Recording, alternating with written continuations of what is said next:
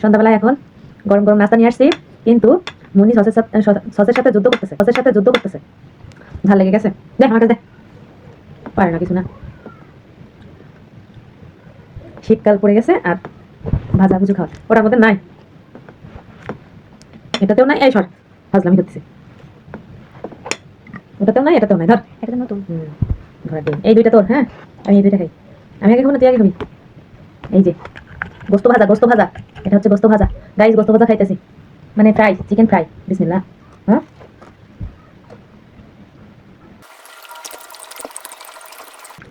ভালো লাগছে। জমে গেছে,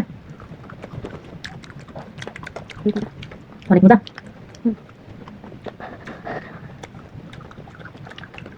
আপনারা চলে আসেন আমাদের বাসাতে, দাওয়াত রইলো চিকেন ফ্রাই খাওয়ার জন্য, মানে গোস্ত ভাজা খাওয়ার জন্য।